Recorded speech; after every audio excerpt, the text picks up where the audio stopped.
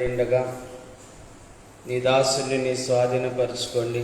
ఆయన ప్రాణాత్మ దేహములను నీ స్వాధీనపరచుకోండి. I surrender for you Lord. ప్రభా, నీవే మాట్లాడి మహిమ పొందండి. చేరువచ్చిన బిడ్డలందరితో, ఈ ప్రాంత ప్రజలతో మీరు మాట్లాడి మహిమ పొందమని మీ హస్తాలకు అప్పగిస్తున్నాను. మాట్లాడున్నది మీరు కాదు, నేను అని మీరు సెలవిచ్చారు. మీరే మాట్లాడి మహిమ పొందమని యేసు నామములో అడిగి వేడుకొని పొంది ఉన్నాం తండ్రి, ఆమేన్. దేవుని యొక్క వాక్యాన్ని కొద్ది నిమిషాలు మనం ధ్యానం చేద్దాం.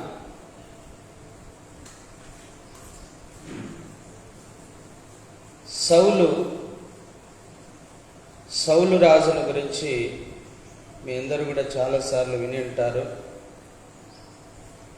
అయినా కూడా ఒకసారి మనము సౌలు రాజుల గురించి మనం ధ్యానం చేయాలి. సౌలు రాజు ఇశ్రాయేలు దేశానికి మొట్టమొదటి రాజు. ఇశ్రాయేలు దేశానికి అంతవరకు రాజులు ఎవరు లేరండి. ప్రవక్తలు ఉన్నారు, న్యాయాధిపతులు ఉన్నారు, కానీ ఇశ్రాయేలు దేశానికి రాజులు ఎవరూ లేరండి. రాజులు ఎవరూ లేరు. కానీ ఇశ్రాయేలీలందరూ కూడా దేవుణ్ణి వేడుకున్నారండి. ప్రభువా, మాకు కూడా ఒక రాజు ఉండాలి. శత్రువులు ఎవరైనా మా మీద దండెత్తినప్పుడు మమ్మల్ని రక్షించడానికి ఒక రాజు ఉండాలి, రాజు మాకు కావాలి అని ప్రార్థన చేశారండి. ప్రభునందు ప్రియులారా, అది రాజుల కాలం. ఇప్పుడులాగా ప్రజాస్వామ్య పరిపాలన లేదు. రాజుల కాలం. ఒక దేశము మరొక దేశం మీద దండెత్తి వాళ్ళను సమూలంగా నాశనం చేసి అక్కడున్నటువంటి వెండి బంగారములు దోచుకొని వెళ్ళేవారు. లేదు, వాళ్ళతో సమాధాన పడితే కప్పము కట్టించుకొని ప్రతి సంవత్సరము కప్పము కట్టాలని ఒక తీర్మానం చేసుకొని, ఒప్పందం చేసుకొని యుద్ధం లేకుండా చేసుకునే వాళ్ళండి. ఇశ్రాయేలు దేశం మీద కూడా ఆ చుట్టూ ఉన్నటువంటి ఫిలిప్పీలు కానీ, అమాలేకీలు కానీ, అమ్మోనీయులు కానీ, వీళ్ళందరూ కూడా యుద్ధానికి వచ్చేవారు. తర్వాత నెబుకద్నెజరు కూడా యుద్ధానికి వచ్చాడు. తర్వాత సన్హెరీబు కూడా యుద్ధానికి వచ్చాడు. ఈ విధంగా అనేక మంది ఇశ్రాయేలు మీదకి యుద్ధానికి వస్తూ ఉన్నప్పుడు, ఈ యుద్ధంలో శత్రువులను జయించడం కోసం మనం కూడా ఒక రాజును ఏర్పాటు చేసుకోవాలి, కొంత సైన్యాన్ని ఏర్పాటు చేసుకోవాలి. మన ప్రజలను మనం రక్షించుకోవడానికి మనమంటూ కొన్ని దళాలను ఏర్పాటు చేసుకోవాలని దేవుని సన్నిధిలో ప్రార్థన చేస్తూ వచ్చారు. దేవుడు చెప్పాడు, నేనే మీకు రాజునంటే వినలే ప్రజలు. నేనే మీకు రాజు, ఇంకా వేరొక రాజు మీకు వద్దంటే వినలే. లేదు, మాకు రాజు కావాలంటే దేవుడు చెప్పాడు, ఇదిగో ఆ రాజు ముందర మీ పిల్లలు పరిగెత్తాల్సి వస్తుంది, యుద్ధాలు చేయాల్సి వస్తుంది, చనిపోవాల్సి వస్తుంది, ఇలాంటి పరిస్థితులు అన్నీ ఉంటాయంటే అయినా పర్వాలేదు, మాకు రాజు కావాలన్నారు. రాజు కావాలని ప్రార్థన చేసినప్పుడు చూడండి, మొదటి సమూయేలు గ్రంథము 17వ వచనంలో చూస్తున్నాం మనము. ఫిలిష్తీయులు తమ సైన్యములకు యుద్ధమునకు సమకూర్చి యూదా దేశంలోని కోకోలాకుడి ఎఫెస్తామీము దగ్గర షోకాకు సోకోకును అనేకాకును మధ్యన దిగి ఉండగా సౌలును ఇశ్రాయేలీయులను కూడి వచ్చి ఏలా లోయలో దిగి ఫిలిష్తీయులకు ఎదురుగా యుద్ధ భక్తులు తీర్చిరి. ఫిలిష్తీయులు ఆ తట్టు పర్వతం మీదను ఇశ్రాయేలీయులు 15వ అధ్యాయము మొదటి వచనం నుంచి చదువుదాం. ఒకానొక దినమున సమూయేలు సౌలును పిలిచి, యెహోవా ఇశ్రాయేలీయులకు తమ జనుల మీద నిన్ను రాజుగా అభిషేకించుటకై నన్ను పంపెను. యెహోవా మాట వినుము. సైన్యములకు అధిపతియగు యెహోవా సెలవిచ్చినదేమనగా, అమాలేకీయులు ఇశ్రాయేలీయులకు చేసినది నాకు జ్ఞాపకమే. వారు ఐగుప్తులో నుండి రాగానే అమాలేకీయులు వారికి విరోధులై మార్గమందు వారి మీదకి వచ్చిరి కదా. కాబట్టి నువ్వు పోయి కనికరింపక అమాలేకీయులను హతము చేయుచు పురుషులనేమి స్త్రీలనేమి బాలులనేమి పసిపిల్లలనేమి ఎద్దులనేమి గొర్రెలనేమి ఒంటెలనేమి గాఢములనేమి అన్నిటినీ హతము చేసి వారికి కలిగినదంతయు బొత్తిగా పాడు చేసి అమాలేకులను నిర్మూలం చేయమని చెప్పారు. అంతటా సౌలు జనులను పోగు చేసి తెలియాయిములో వారి లెక్క పెట్టగా కాలుబలము 2,00,000 మందియు యూదావారు 10,000 మందియు ఉండిరి.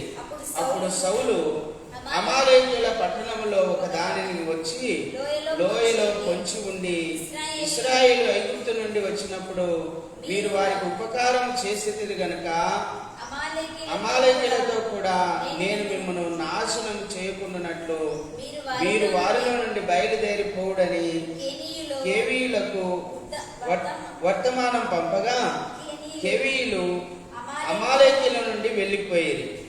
తర్వాత సౌలు అమాలేకీయులను హవిలా నుండి ఐగుప్తు దేశం మార్గమునున్న షూరు వరకు తరిమి హతము చేసిరి. ప్రభునందు ప్రియులారా, బాగా గమనించండి. ఇశ్రాయేలీయులు మాకు ఒక రాజు కావాలని దేవుణ్ణి వేడుకున్నారు. దేవుడు ఏం చేశాడు? నేనే మీకు రాజునంటే కూడా వినలేదని. లేదు మాకు రాజు కావాల్సింది. దేవుడు ఏం చేశాడంటే సమూయేలును పంపాడండి. సమూయేలు సౌలును పిలువనంపి సౌలును రాజుగా ఉండడానికి అభిషేకించాడు. సౌలును సమూయేలు అనే ప్రవక్త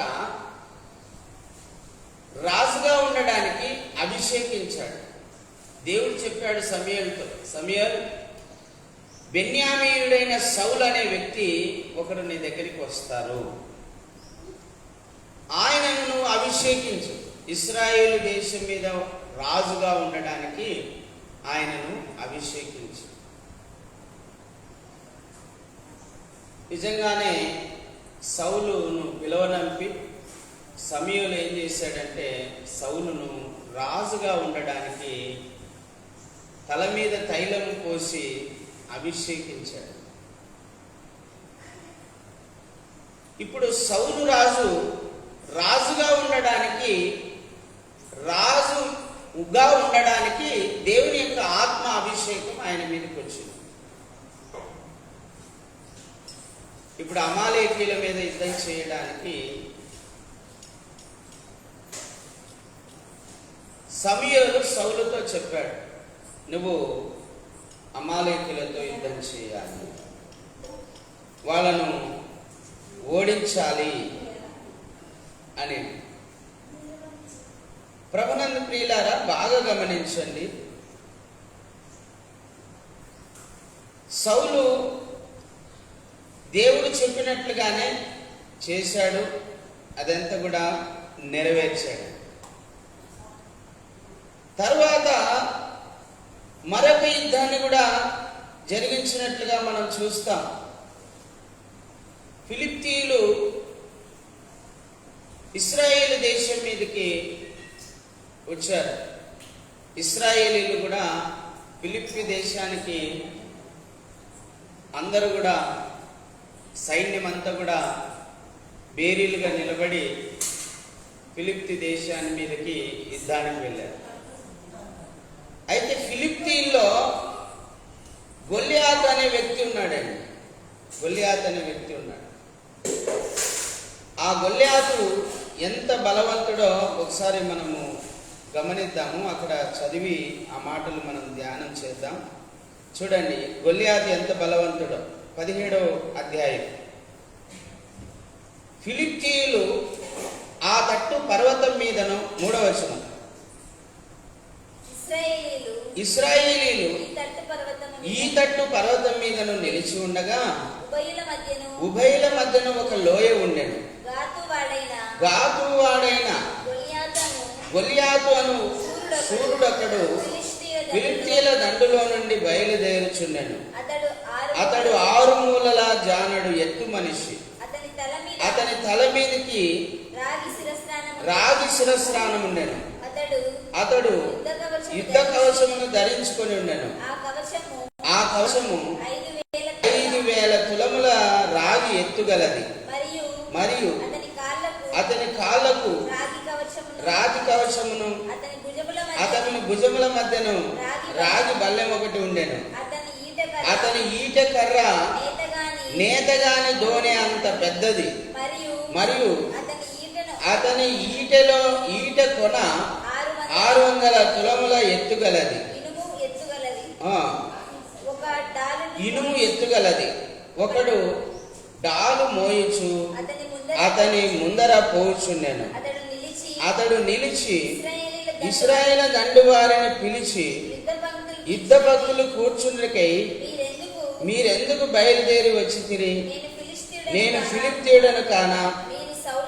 మీరు సౌలు దాసులు కారా? మీ పక్షముగా ఒకని ఏర్పరచుకొని అతన్ని ఆ యుద్ధకు పంపుడి. అతడు నాతో పోట్లాడి నన్ను చంపగలిగిన ఎడల మేము నీకు దాసుల మగుదుము. నేను అతన్ని జయించి చంపిన ఎడల మీరు మాకు దాసులుగా మీరు మాకు దాసులై దాస్యము చేయుదురు. ఈ దినమున నేను ఇశ్రాయేలు సైన్యములను తిరస్కరించుచున్నాను. ఒకని నియమించిన ఎడల వాడును నేనును పోట్లాడదమని ఆ ఫిలిష్తీయుడు చెప్పుచూ వచ్చెను. సౌలును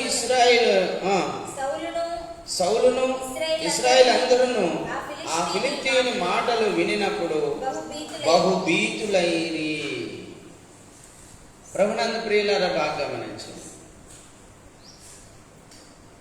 బెన్యామీయుడైనటువంటి సౌలు, ఇశ్రాయేల్ దేశంలోనే బెన్యామీనులు ఒక చిన్న తెగ. వాళ్ళలో అల్పమైన కుటుంబము సౌలు కుటుంబం. అయినప్పటికీ దేవుడు ఏం చేశాడంటే ఆయనను రాజుగా ఎంచుకున్నాడు. మరి సౌల్లో ఏం నచ్చిందో నాకు తెలియదు, కానీ దేవుడైతే సౌలును ఏర్పాటు చేసుకున్నాడు, రాజుగా అభిషేకించాడు. చెప్పినవన్నీ వింటూ ఉన్నాడండి, బాగానే వింటూ ఉన్నాడు. కానీ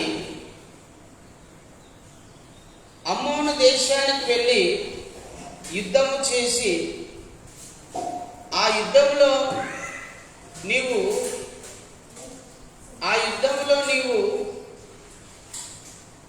ఆ దేశంలో ఉన్నటువంటివన్నీ కూడా నాశనం చేసుకొని రమ్మన్నాడండి దేవుడు. ఎవరి ద్వారా చెప్పాడు? ప్రవక్త అయిన సమూయేలు ద్వారా. అమ్మోనీయుల మీద యుద్ధము చేసి వాళ్ళందరినీ చంపేశాడు. కానీ హాగాగు రాజును మట్టుకు అలాగనే బ్రతికించాడు. బలిసిన పొట్టేళ్లను మాత్రం బ్రతికించాడు. పైగా ఏం చెప్తున్నాడంటే సమూయేలుతో, ఇదిగో నా సైన్యానికి ఆహారం కావాలి కాబట్టి ఈ బలిసిన పొట్టేళ్లను నేను ఉంచుకున్నాను. ఆగాగు యుద్ధ వీరుడు గనక మన సైన్యంలో ఉంటే మేలని వాడిని బ్రతికించాను అన్నాడు. అది దేవుడికి ఇష్టం లేనటువంటి పని. ప్రభునందు ప్రియులారా బాగా గమనించండి. సౌలు రాజైన 2 సంవత్సరాలకే దేవుని మాట వినడం మానేశాడు. అది దేవునికి ఇష్టం లేదు. సమూయేలుకు కోపం వచ్చి దేవుణ్ణి అడిగాడు, అయ్యా ఏంటి పరిస్థితి అంటే దేవుడు చెప్పాడు సమూయేలుతో, నేను సౌలు రాజ్యాన్ని నేను తీసేస్తున్నాను, సౌలుకు బదులుగా నీవు ఇంకొకరిని నియమించాల్సినటువంటి అవసరం ఉంది అన్నాడు.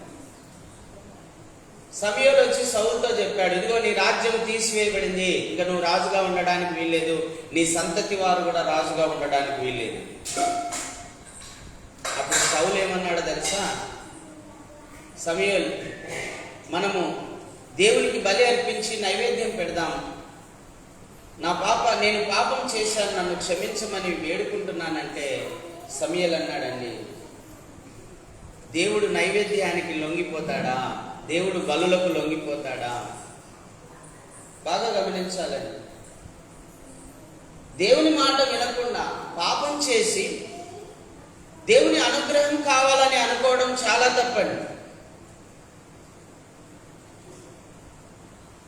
సమూయేలు అంటాడు, 1000 బలులు అర్పించుట కంటే ఆయన మాట వినుట మేలు. మనము ముందుగా ఆయన మాట వింటూ ఆయనకు లోబడి జీవించే విధానం నేర్చుకోవాలండి. దేవునికి ఇవ్వచ్చు, ఇవ్వకూడదని కాదు. దేవునికి మందిరం కట్టడానికి సహాయపడవచ్చు, ఇటుకలు ఇవ్వచ్చు, కంకర ఇవ్వచ్చు, ఇసుక ఇవ్వచ్చు, సిమెంట్ ఇవ్వచ్చు, బియ్యం ఇవ్వచ్చు, కూరగాయలు ఇవ్వచ్చు, డబ్బులు ఇవ్వచ్చు, ఏమైనా ఇవ్వచ్చు. కానీ ముందు దేవుని మాట వినేవానిగా ఉండాలి. దేవుని మాట వినకుండా నీ ఇష్టం వచ్చినట్టు, నీ శరీరానుసారంగా, నీ శరీరానికి నచ్చినట్లుగా నువ్వు జీవిస్తూ,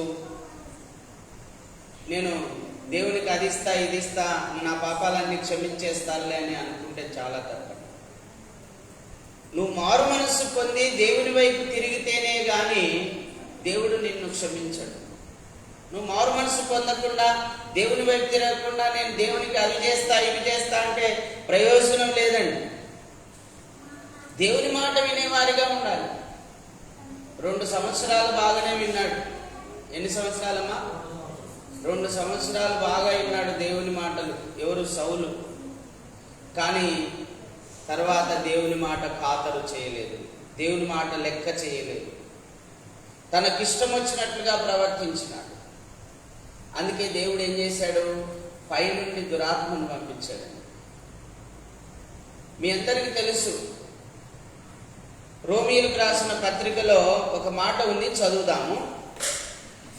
ఒక మాట ఉంది, చదువుదాము. చదివితే మనకు అర్థమవుతుంది. రోమీయులకు రాసిన పత్రిక 1వ అధ్యాయము. బైబిల్ ఉన్న వాళ్ళు తీసుకోండి. రోమా 1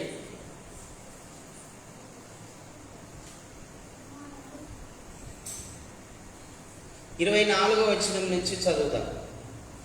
ఈ హేతువు చేత వారు తమ హృదయముల దురాశను అనుసరించి తమ శరీరములను పరస్పరము అవమానపరుచుకున్నట్లు దేవుడు వారిని అపవిత్రతకు అప్పగించెను. అట్టివారు దేవుని సత్యమును అసత్యమునకు మార్చి సృష్టికర్తకు ప్రతిగా సృష్టమును పూజించి సేవించిరి.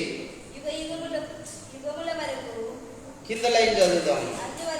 అందువలన దేవుడు తుచ్చమైన అభిలాషలకు వారిని అప్పగించెను. వారి స్త్రీలు సైతము స్వాభావికమైన ధర్మమును విడిచి స్వాభావిక విరుద్ధమైన ధర్మమును అనుసరించిరి. అటువలే పురుషులు కూడా స్త్రీ యొక్క స్వాభావికమైన ధర్మమును విడిచి పురుషులతో పురుషులు అవాంఛమైనవి చేయించు తమ తప్పిదమునకు తగిన ప్రతిఫలం పొందుచు ఒకరి ఎడల ఒకరు కామతృప్తులైరి మరియు వారు తమ మనసులో దేవునికి చోటియనలేకపోయిరి గనుక చేయరాని కార్యములు చేయుటకు దేవుడు భ్రష్ట మనసుకు వారిని అప్పగించెను. అట్టి వారు సమస్తమైన దుర్నీతి చేతను దుష్టత్వము చేతను లోభము చేతను ఈర్ష్య చేతను నిండుకొని మత్సరము నరహత్య కలహము కపటము వైరమను వాటితో నిండిన వారై కొండెగాండ్రును అపవాదకులను దేవద్వేషులను హింసకులను అహంకారులను బింకములాడువారును చెడ్డవాటిని కల్పించువారును తల్లిదండ్రులకు అవిధేయులను అవివేకులను మాట తప్పువారును అనురాగరహితులను నిర్దయులైరి. ఇట్టి కార్యములను అభ్యసించువారు మరణమునకు తగిన వారు ఆమె దేవుని న్యాయ విధిని వారు బాగుగా ఎరిగి ఉండి వాటిని చేయుచున్నారు. ఇది మాత్రమే గాక వాటిని అభ్యసించు వారితో సంతోషముగా సమ్మతించుచున్నారు. చూడండి, దేవుడు వాళ్ళను భ్రష్ట మనస్సుకు అప్పగించారు. అంతేనండి. దేవుని మాట ఎప్పుడైతే మనం వినమో, దేవునికి వ్యతిరేకమైన పనులు మనం ఎప్పుడైతే చేస్తామో, దేవునికి ఇష్టం లేని పనులు ఎప్పుడైతే మనం చేస్తామో, అమ్మా వింటున్నారా బాగా? దేవునికి ఇష్టం లేని పనులు ఎప్పుడైతే మనం చేస్తామో దేవుడే ఏం చేస్తాడు? ఒక భ్రష్ట మనసుకు అప్పగిస్తాడు, తుచ్చమైన అభిలాషలకు అప్పగిస్తాడు. ఇప్పుడు సౌలుకు ఒక దయ్యం పట్టిందండి. దయ్యం బట్టి ఏం చేస్తున్నాడు? వికార చేష్టలు చేస్తున్నాడు, కోపడుతున్నాడు, చిరాకు పడుతున్నాడు, టెన్షన్ పడుతున్నాడు, భయపడుతున్నాడు, భీతి చెందుతున్నాడు, తన ఇంటి వారి మీదనే లేస్తాడు, ఊరికనే గొడవ పడతాడు. అలాంటి పరిస్థితులు వస్తాయండి. ఒక దయ్యము ఒక మనిషిని ఆవరించినప్పుడు వాడు అన్కంట్రోల్ అయిపోతాడు. వాడు ఎప్పుడు ఏం చేస్తాడో తెలియదు, ఎప్పుడు కోప్పడతాడో తెలియదు, ఎప్పుడు చిరాకు పడతాడో తెలియదు, ఎప్పుడు కొడతాడో తెలియదు, ఎప్పుడు చంపుతాడో తెలియదు. అలాంటి పరిస్థితి వస్తుంది. దురాత్మతో పీడించబడుతున్నప్పుడు జోనాతాన్ ఏం చేస్తాడంటే, జోనాతాను ఎవరో చెప్తారు, దావీదు, యెషయి కుమారుడైన దావీదు సితారా వాయిస్తే, తంతి వాయిద్యం వాయిస్తే, తంతి సితారా వాయిస్తే దయ్యం పారిపోతుంది, దయ్యాలు వదిలిపోతాయి అని చెప్పారు. అప్పుడు దావీదును వెతుక్కుంటూ వెళ్ళి దావీదును పిలువనంపడం జరుగుతుంది. దావీదు అడవిలో అరణ్యంలో గొర్రెలు కాసుకునేవాడు. కానీ సమూయేలు ప్రవక్త వెళ్ళి యెషయి కుమారుల్లో ఒకడైన దావీదును అభిషేకించాడు. ఇప్పుడు దావీదు ఎక్కడున్నాడు? అడవిలో ఉన్నాడు. కానీ అతను రాజుగా అభిషేకించబడ్డాడు. రాజుగా అభిషేకించబడ్డాడు కానీ గొర్రెలు కాసుకుంటూ అడవిలోనే ఉన్నాడు. ఇప్పుడు అడవిలో ఉన్న వ్యక్తి దండులోకి రావాలి, సైన్యంలోకి రావాలి, రాజు దగ్గరికి రావాలి, సౌలు రాజు దగ్గరికి రావాలి.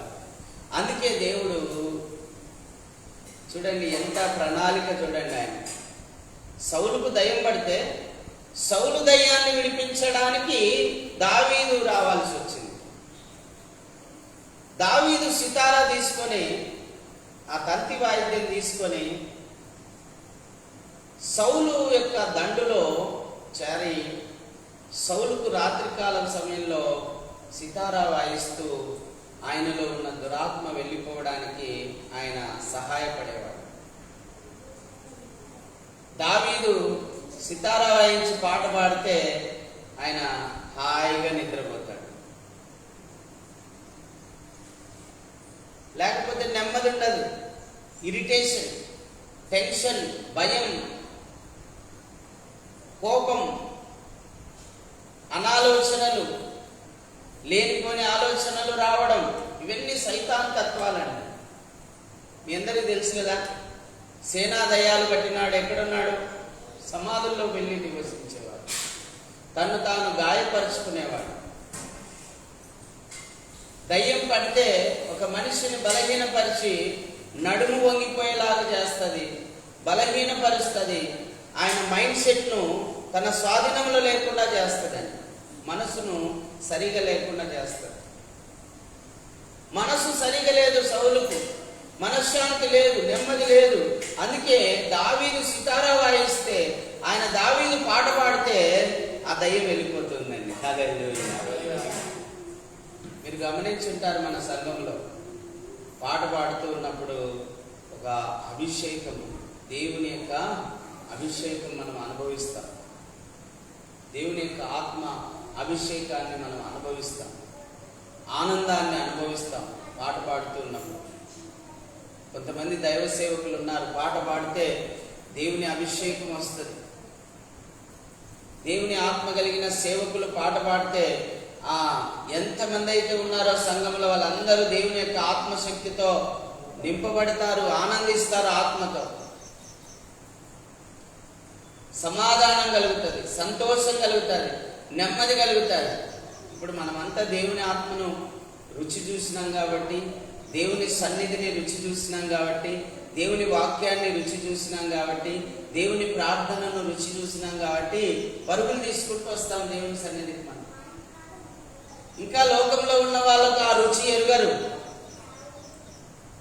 దావీదు దేవుని లోతుల్లోకి వెళ్ళాడండి. దేవుని స్తుతించుటలో, ఆరాధించుటలో, ప్రార్థించుటలో ఎవ్వరూ చేయలేనంత చేశాడండి ఆయన. పాటలు రాయడం కానీ, పాటలు పాడడం కానీ, ప్రభువును ఆరాధించడం కానీ, ప్రభువును ప్రార్థించడం కానీ దావీదు చేసినంతగా ఇశ్రాయేలు దేశంలో ఎవరు కూడా చేసి ఉండరు. ఆయన చేసిన ప్రార్థన ఎక్కువే, ఆయన స్తుతించిన స్తుతి గొప్పదే, ఆయన ఆరాధన గొప్పదే, ఆయన రాసిన పాటలు కూడా ఒక దైవజనుడు చెప్తాడు 2000 పాటలు పాడాడట. మనకు 150 కీర్తనలే ఉన్నాయి బైబిల్లో, కానీ 2000 పాటలు పాడినాడంట. అంటే దేవునితో ఎంత అత్యంత సన్నిహితమైన సంబంధం కలిగి ఉన్నాడో చూడండి, దేవునితో ఎంత హత్తుకొని ఉన్నాడో చూడండి. అందుకే దావీదు గురించి ఒక మాట చెప్తాడండి దేవుడు, దావీదు నా హృదయానుసారుడు. హల్లెలూయా. దావీదు ఎవరంటే దేవుని యొక్క హృదయానుసారుడు అన్నాడు. గొర్రెల కాపరిగా ఉన్నటువంటి యెష్షయి కుమారుడైన దావీదు ఇప్పుడు సౌలు దండులోకి వచ్చినాడండి. సౌలు ఇక్కడే ఉండు, నువ్వు నా పిల్లలతో పాటు నువ్వు ఉండి పగలంతా ఆయుధాలు తయారు చేయి, రాత్రి నాకు సంగీతాన్ని వినిపించు, పాటలు పాడి ప్రభువును స్తుతించు అని చెప్పాడు. దండులో దావీదుకు మొట్టమొదట వచ్చినటువంటి పోస్ట్ ఉద్యోగం ఏంటంటే సితారా వాయిస్తూ పాట పాడటం. ప్రభునందు ప్రియులారా, దేవుడు ఏదైనా ఒక పని మనకు కల్పించినప్పుడు ఈ పని నాకు వద్దు అని అనుకోలేదు. దావీదు అభిషేకించబడింది దేనికోసమమ్మా? సమూయేలు ద్వారా రాజుగా ఉండడం కోసం. వింటున్నారా బాగా? ఇక్కడున్న మీ కొద్ది మంది బాగా ధ్యానం చేయండి. సమూయేలు వచ్చి రాజుగా అభిషేకించాడు. ఎవరిని? దావీదు. దావీదు ఏం కావాలా? రాజు కావాలి. వింటున్నారా? కానీ ఇప్పుడు ఏమైనాడు?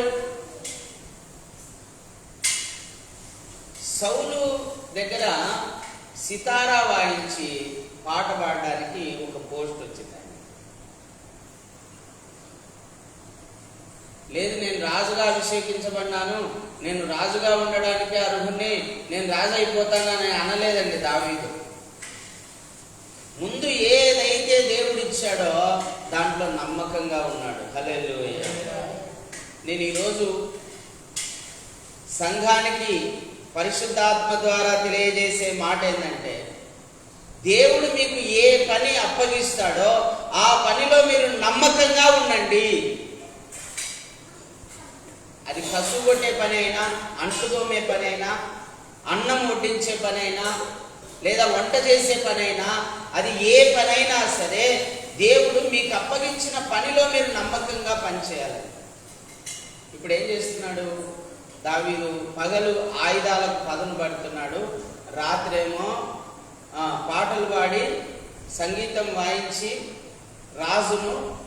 రాజులో ఉన్న దురాత్మను వెలగొడుతున్నాడు. ఇది ఆయన పోస్ట్. దాంట్లో నమ్మకంగా పనిచేస్తున్నాడు. అంతలోనే ఈ గొల్యాతు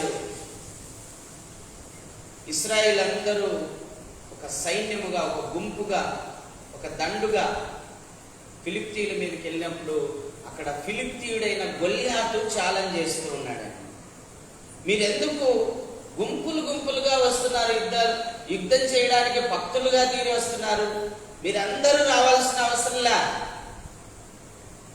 నాతో యుద్ధం చేయడానికి మీ ఇశ్రాయేలు దేశంలో ఎవరైనా నన్ను ఓడించగలిగితే ఫిలిష్తీయులమైన మేమందరము మీకు దాసులుగా ఉంటాము. ఆయన ఎంత పెద్దగా ఉన్నాడమ్మా? 9 ఎన్ని చదువుదాం. ఆయన ఎంత హైట్ ఉండేది అక్కడ రాయబడింది. 16వ అధ్యాయము 17వ అధ్యాయము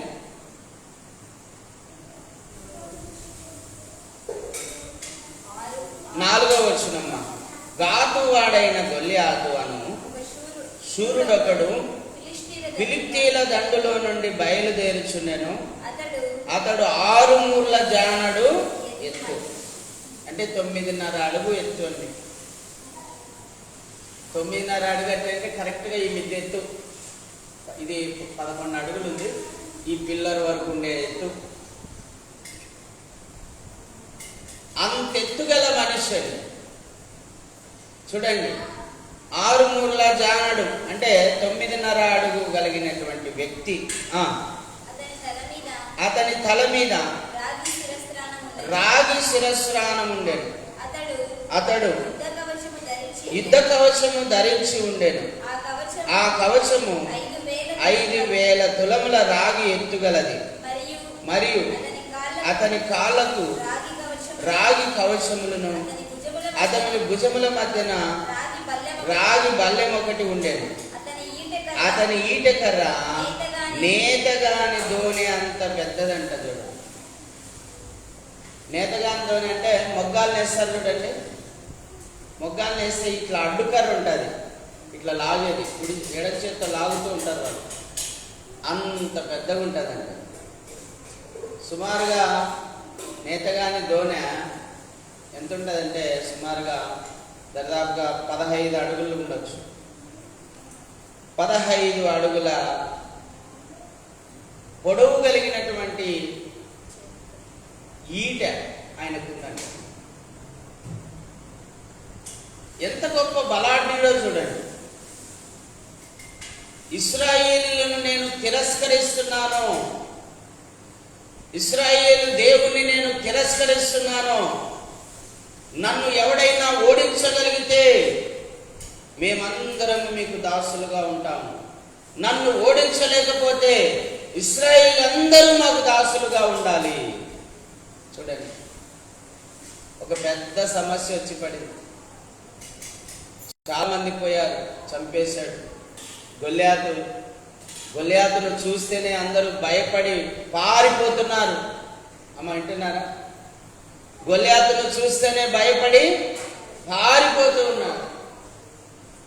ఇదొక పెద్ద సమస్య అండి. ఇప్పుడు ఇశ్రాయేలు సౌలు రాజుకు సమస్యనే, సైన్యాధిపతికి సమస్యనే,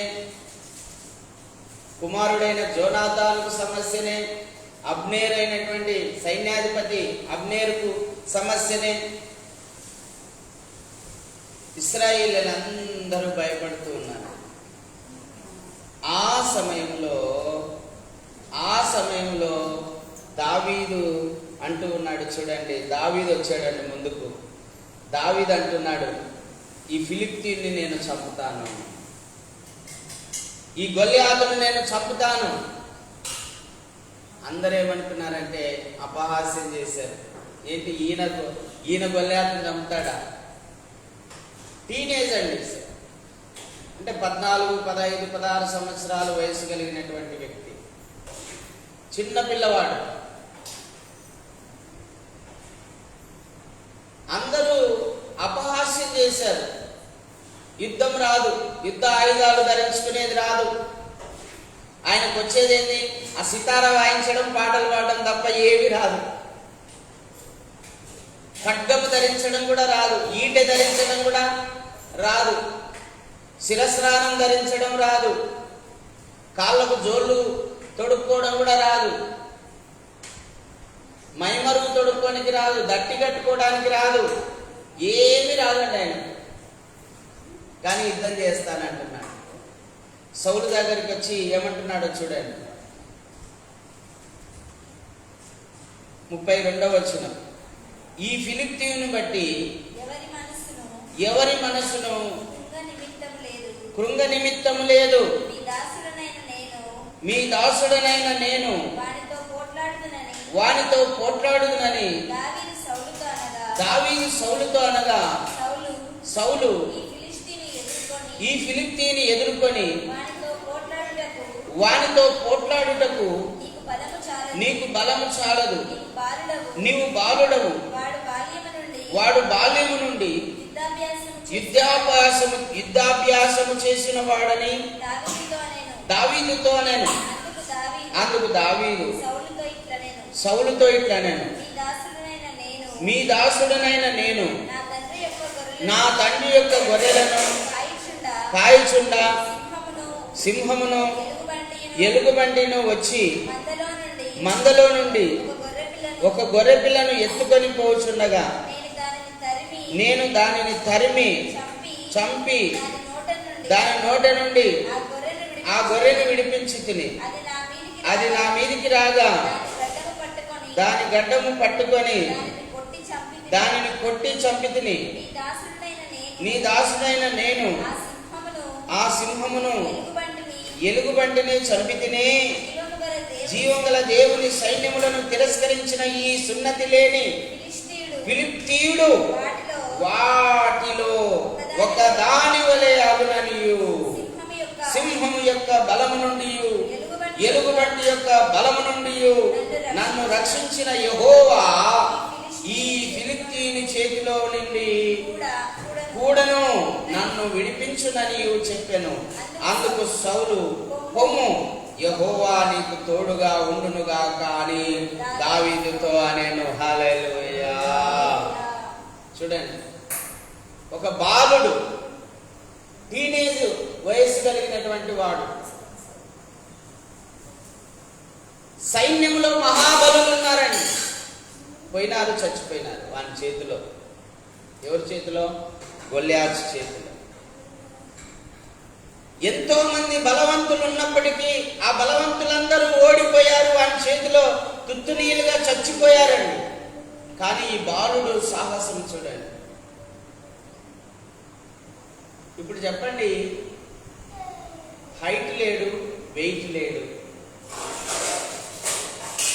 బాలుడు, వయసు చాలా తక్కువ, 14, 15, 16 సంవత్సరాల వయసు. వింటున్నారా? కత్తి పట్టుకోవడం రాదు, ఈట పట్టుకోవడం రాదు, యుద్ధం చేయడం రాదు,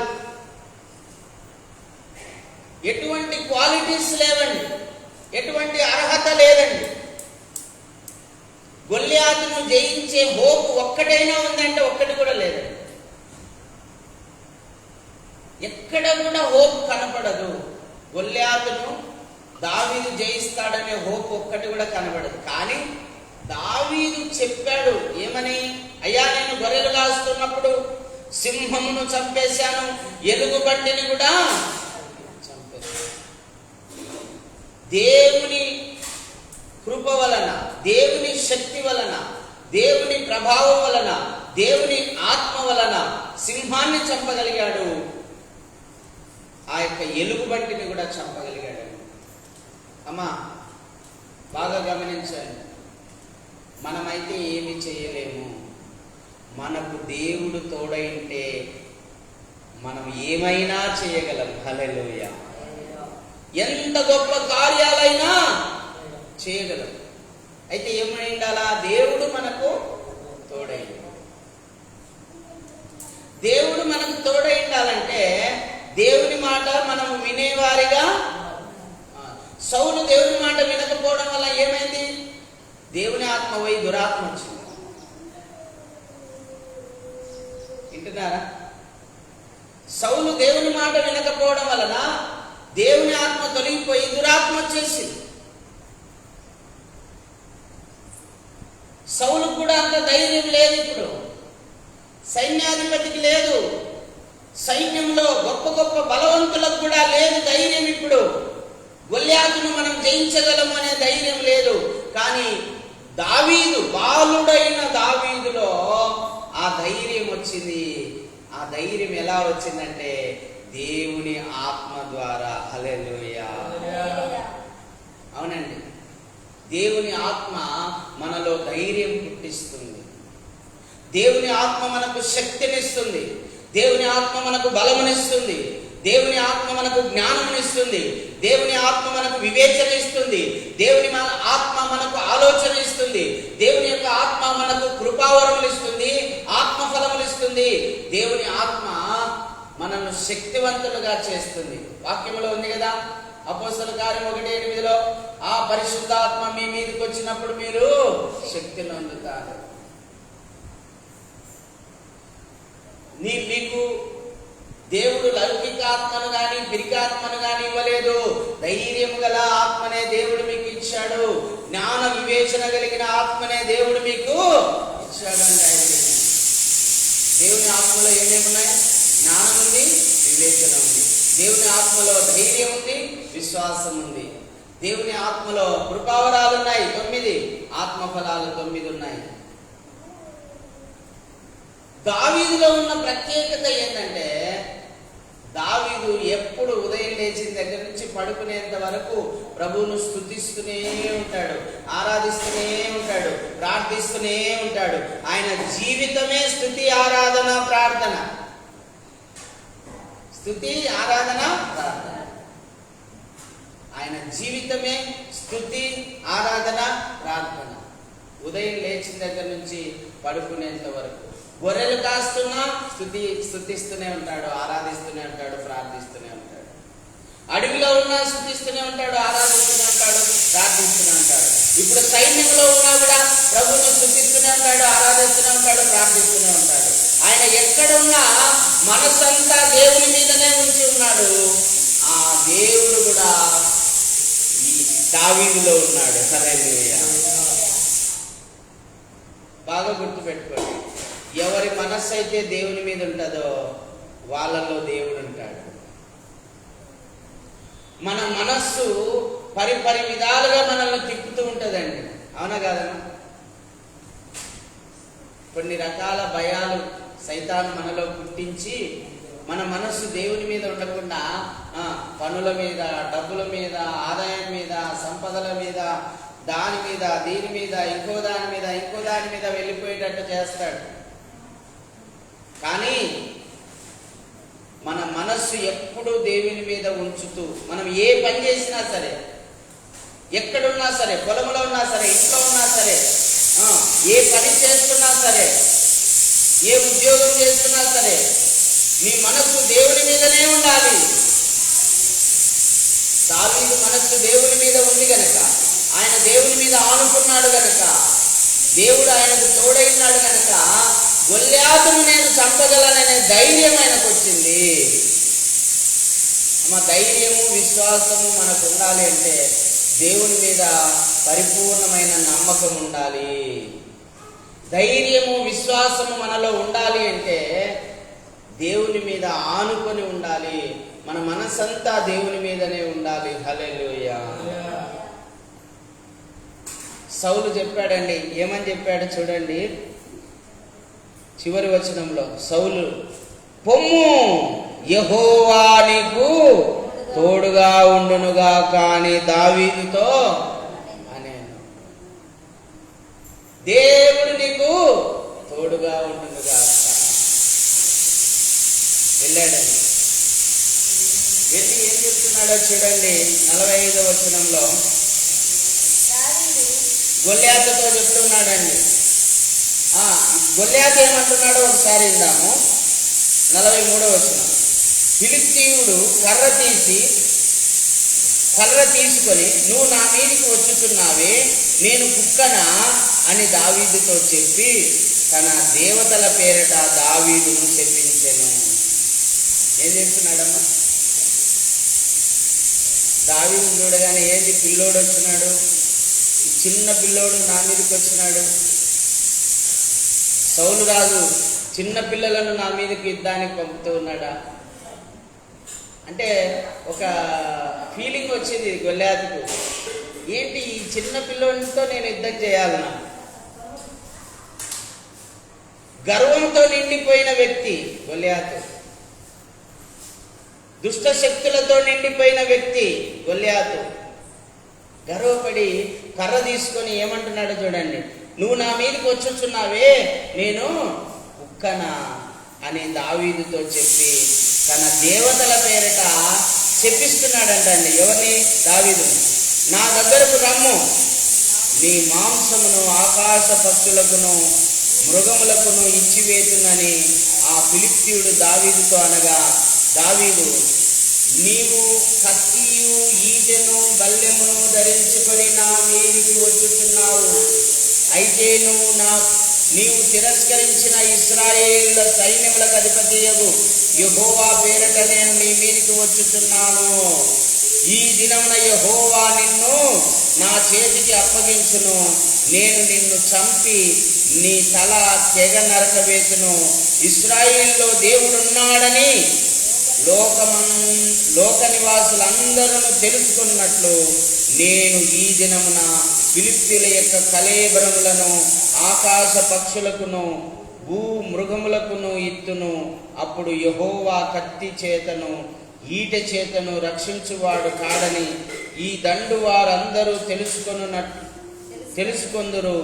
యుద్ధము యెహోవాదే, ఆయన మిమ్మును మా చేతికి అప్పగించెనని చెప్పెను. హల్లెలూయా.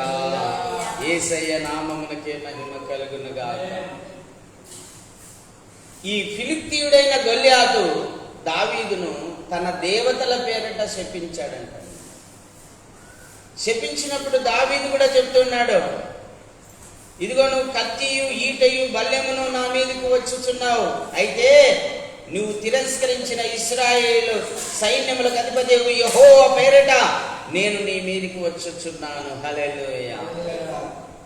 దేవుని పేరట. ఇప్పుడు చెప్పండి బాగేనండి. గొల్యాతుకు ఏం ఆధారం యుద్ధం చేయడానికి?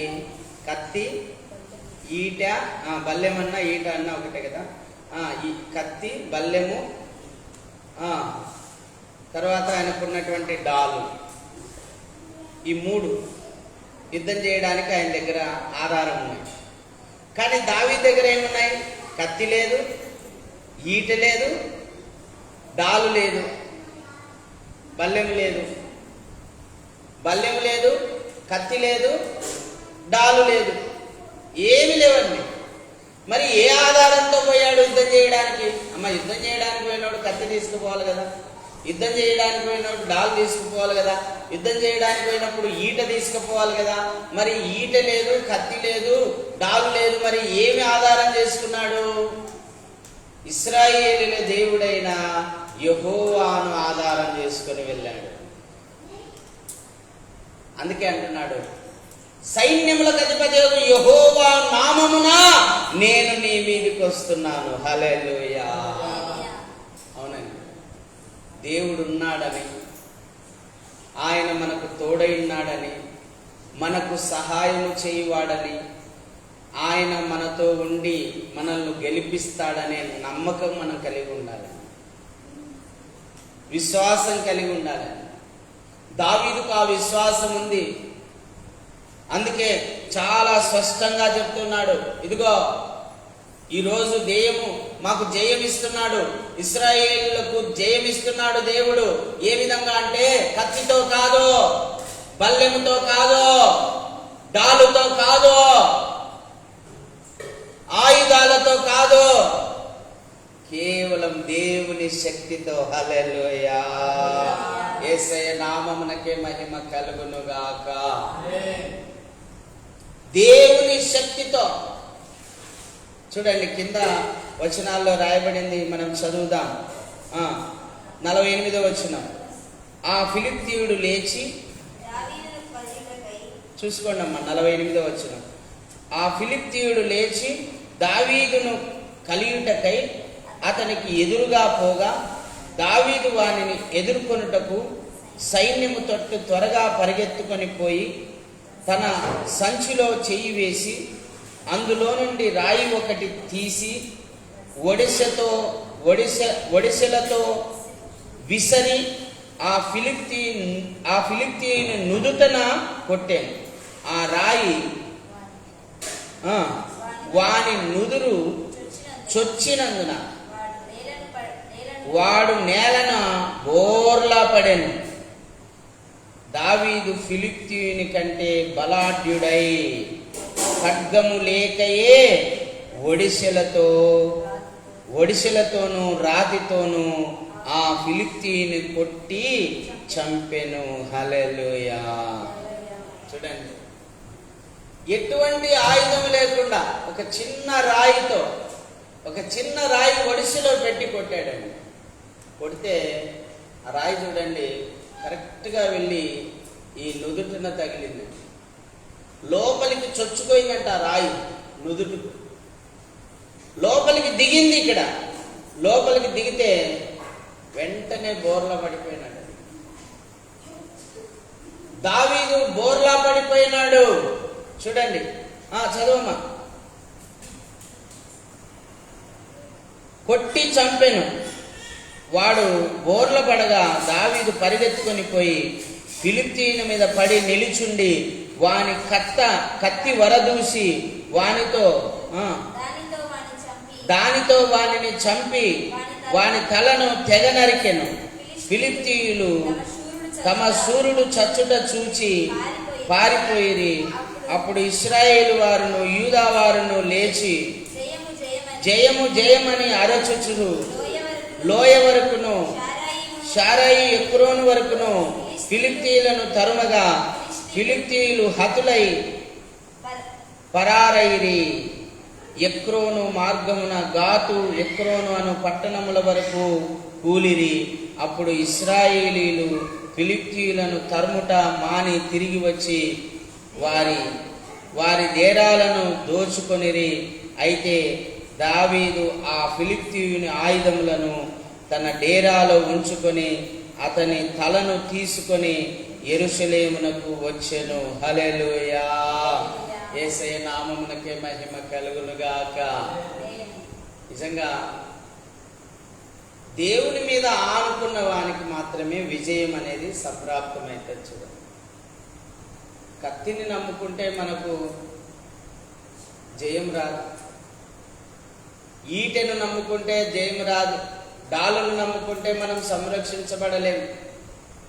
దేవుణ్ణి నమ్ముకొని దేవుని మీద ఆధారపడుచు, వింటున్నారా?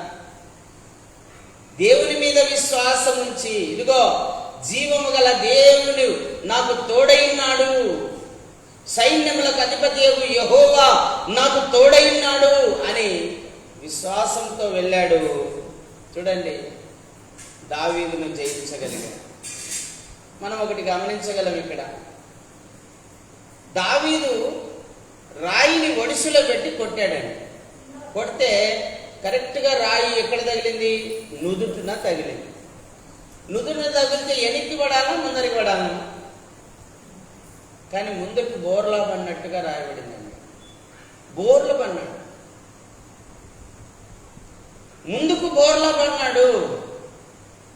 నేనేమంటున్నా అంటే దేవుడే అక్కడ ఉండి యుద్ధము చేశాడు. హల్లెలూయా.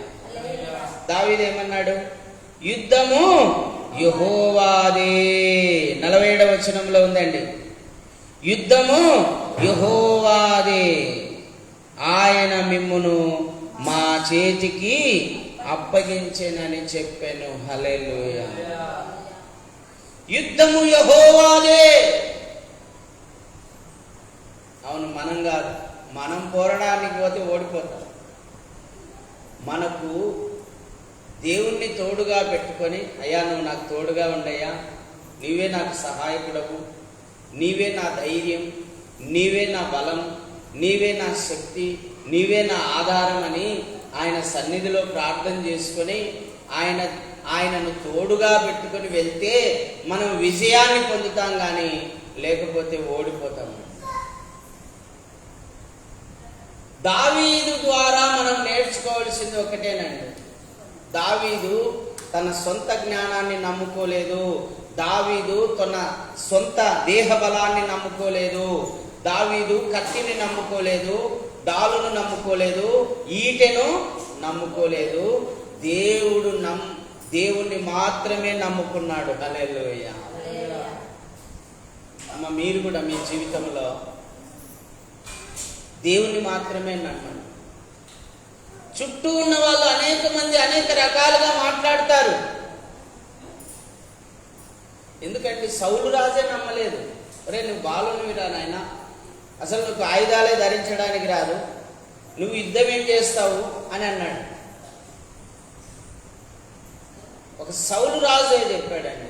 ఎవరిని? దావీదు. అంటే నేనేమంటున్నా అంటే బాగా గమనించండి. సాధారణ మనుష్య రీతిగా ఆలోచిస్తే అది మనకు సాధ్యం కాదు, చేయడానికైతే వీలు కాదు. ఇప్పుడు డాక్టర్లు కూడా చెప్తారు, అమ్మా ఇంకా ఇది బాగా కాదు. ఎందుకు? వాళ్ళకి తెలుసు ఇది బాగా కాదు.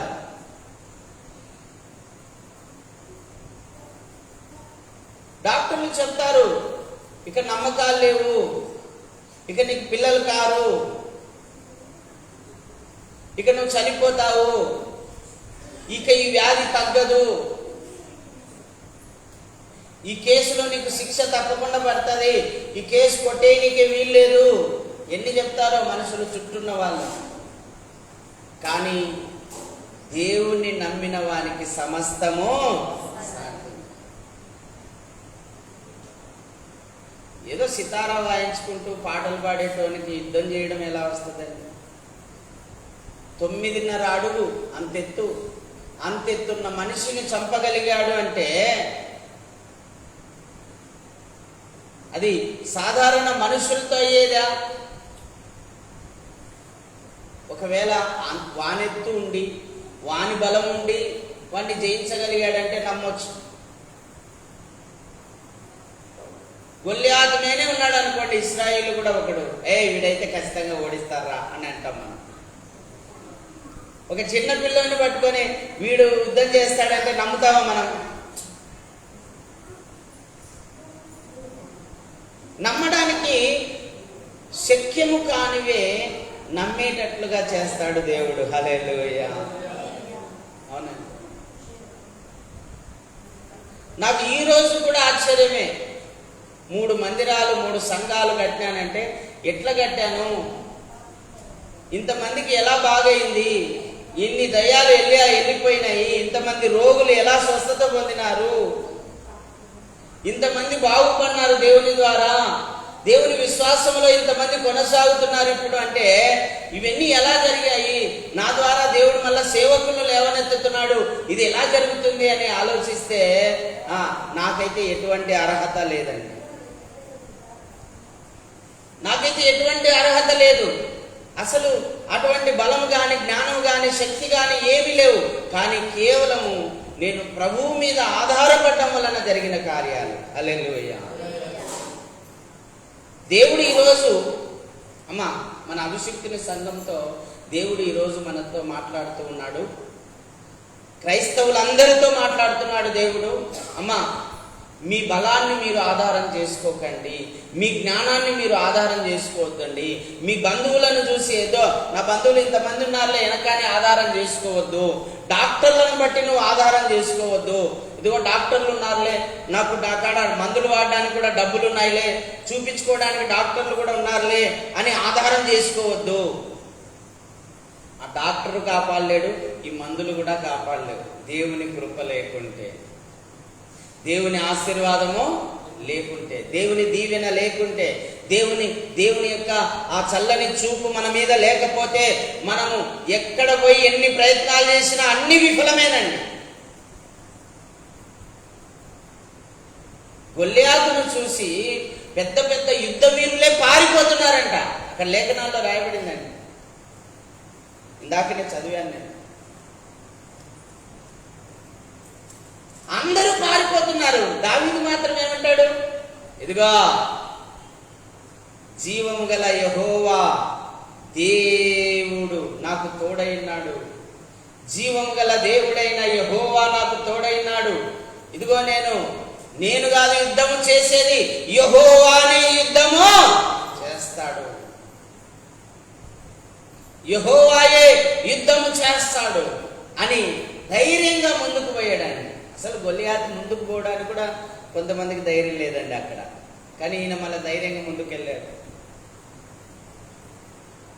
ఎందుకు ఆ ధైర్యం ఎక్కడి నుంచి వచ్చింది? ప్రభు ద్వారా వచ్చింది. ప్రభు మీద విశ్వాసం ఉంచడం ద్వారా ధైర్యం వస్తుందండి, గుర్తుపెట్టుకోండి.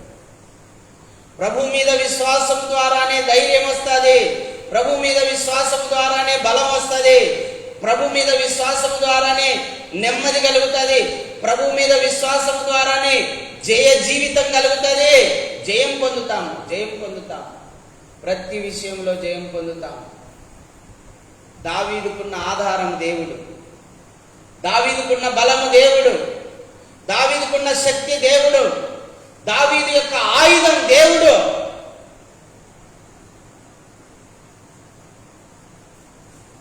మనమైతే కొలతలు, అంచనాలు అన్నీ వేసుకుంటాం. మనమైతే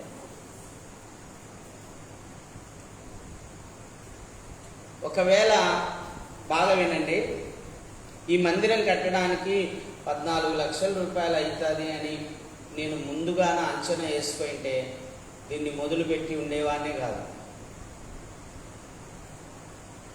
దేవుని నమ్మిన వాడు అంచనా వేయడు, దేవుని నమ్మిన వాడు దేనికి భయపడడు, దేవుని నమ్మిన వాడు దేవుడు ఉన్నాడని, దేవుడు పూర్తి చేస్తాడని నమ్మకంతో మొదలు పెడతాడు. దేవుడే పూర్తి చేస్తాడు. హల్లెలూయా. ఇంత డబ్బులు కావాలన్నా అది మన వల్ల ఎక్కడైతుందని అనుకుంటే ఈరోజు ఈ మందిరం ఉండేది కాదు. నేను చెప్తున్నాను, దేవుని మీద నమ్మకం ఉంచి ఒక అడుగు ముందుకేస్తే మిగతా అడుగులన్నీ ఆయనే వేయిస్తాడు, ఆయనే సహాయం చేస్తాడు. దావీదులాగా ఉండడం నేర్చుకోండి మీరు.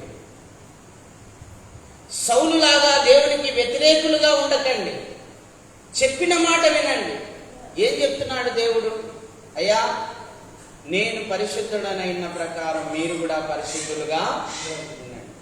అబద్ధం ఆడొద్దు, దొంగతనం చేయొద్దు, వ్యభిచరించవద్దు, నరహత్య చేయవద్దు, దూషణ మాటలు పలకవద్దు, మద్యముతో మత్తులై ఉండకండి, అల్లరితో కూడిన ఆటపాటలు ఆడకండి, అల్లరితో కూడిన ఆటపాటలు చూడకండి, చెడు చూడొద్దు, చెడు వినొద్దు, చెడు మాట్లాడొద్దు, చెడు చేయొద్దు, మేలు చేయండి. నిన్ను వలె నీ పొరుగు వారిని ప్రేమించండి, అబద్ధ సాక్ష్యాలు పలకొద్దు, పొరుగు వారిని ఏది ఆశించొద్దు. నేను తప్ప వేరొక దేవుడు నీకు ఉండకూడదు. ఆకాశంలోనైనను, జలములలోనైనను, భూమి మీదనైనను దేనిని మీరు విగ్రహముగా చేసుకొనకూడదు. వ్యర్థముగా నా నామాన్ని ఉచ్చరింపకూడదు.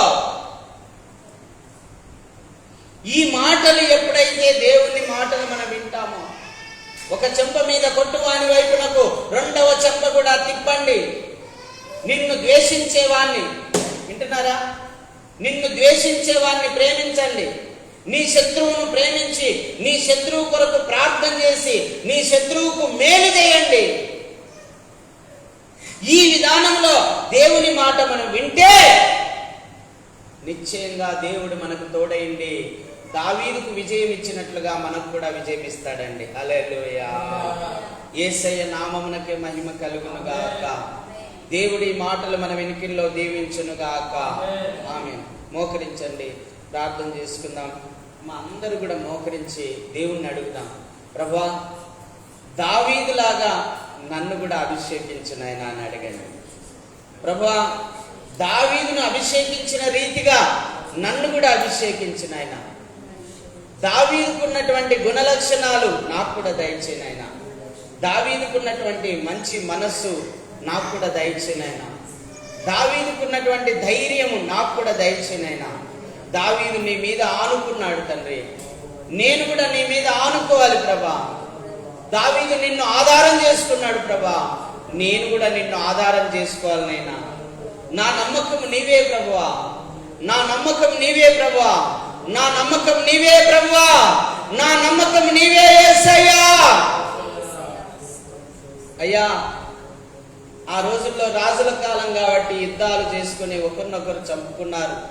కానీ ఈ రోజైతే మేము నాయనా సాత్వికులుగా దీన మనస్సు గల వారిగా ఉండాలని మీరు కోరుతూ ఉన్నారు. ప్రేమ గల వారిగా ఉండాలని మీరు కోరుతూ ఉన్నారు. అయ్యా, శత్రువును కూడా ప్రేమించి శత్రువుకు మేలు చేయాలని మీరు కోరుతూ ఉన్నారు. తండ్రి, నీ మీద ఆధారపడి జీవించాలని మీరు కోరుతూ ఉన్నారు. నిన్ను వలె నీ పొరుగు వారిని ప్రేమించు అనే విధానంలో నడిపించాలని మీరు కోరుతూ ఉన్నారు. అవునాయనా, పాతది గతించెను కొత్తది ఆయను అన్నట్టుగా ఒక కొత్త నిబంధన మాతో మీరు చేస్తున్నందుకు స్తోత్రములు నాయనా. కొత్త నిబంధన జీవితమును మాకు అనుగ్రహిస్తున్నందుకు స్తోత్రములు నాయనా. అయ్యా, ఈరోజు నేను నీ పాద సన్నిధిలో వేడుకుంటున్నాను. దావీదు నిన్ను స్తుతించాడు, మేము కూడా నిన్ను స్తుతించాలి నాయనా. దావీదు 2000 పాటలు రాశాడు, మేము కూడా పాటలు రాసి కొత్త పాటలతో మేము నిన్ను ఆరాధించాలి నాయనా. మీరు సహాయం దయచేయండి ప్రభా. దావీదు నిన్ను ప్రార్థించాడు, రాత్రనక పగలనక ప్రార్థించాడు. ఆ విధమైన ప్రార్థన మాకు కూడా నేర్పించిన ఆయన. తండ్రి, దావీదు మనసంతా నీ మీదనే పెట్టుకున్నాడు నాయన. అలాగే మేము కూడా మా మనసంతా నీ మీద పెట్టుకొని జీవించే భాగ్యమును మాకు దయచేయనైనా. అవును తండ్రి, నీకంటే బలవంతులు ఈ లోకంలో గాని ఏ లోకంలో గాని లేరయ్యా. 3 లోకాల్లో లేరయ్యా. తండ్రి, నీకంటే బలవంతులు ఎవరు లేరు, నీకంటే శక్తివంతులు ఎవరు లేరు. నువ్వు సర్వాధికారివి, నువ్వు సర్వశక్తి గల దేవుడవు. అందుకే నీ మీదనే మేము ఆధారపడుతున్నామయ్యా, నీ మీదనే మేము ఆనుకొనుచున్నాము తండ్రి. దేవా, నీకు స్తోత్రం నాయనా. ప్రభువా, నీకు స్తోత్రం నాయనా. స్తోత్రం తండ్రి. గొల్యాతును ఓడించినట్లుగా, గొల్యాతును నాయనా ఓడించినట్లుగా మేము కూడా ఈ లోకంలో ఉన్న దుష్టుని జయించాలి నాయనా. గొల్యాతు లాంటి దుష్టుని మేము జయించాలి నాయనా. గొల్యాతు లాంటి దుష్ట శక్తులను మేము జయించాలి నాయనా. అపవాదిని, వాని దూతలను మేము జయించగలగాలి నాయనా. గొల్యాతు లాంటి అపవాదిని, అపవాది యొక్క దూతలను మేము జయించగలగాలి నాయనా. తండ్రి, నీ ఆత్మ సహాయంతో, నీ యొక్క జీవముతో, నీ యొక్క మహిమతో, నీ యొక్క వాక్యముతో, నీ యొక్క ప్రార్థనా శక్తితో మేము సైతాన్ని జయించగలగాలయ్యా. అపవాదిని జయించగలగాలయ్యా. వాని దూతలను జయించగలగాలయ్యా. అలాంటి శక్తి మాకు దయచేయనైనా. మాకు సర్వాంగ కవచము ధరింపజేయనైనా. అడుగుదాం ప్రభా, అడగాలి ప్రతి ఒక్కరు. సర్వాంగ కవచమును మాకు ధరింపజేయనైనా. సర్వాంగ కవచమును మాకు ధరింపజేయనైనా.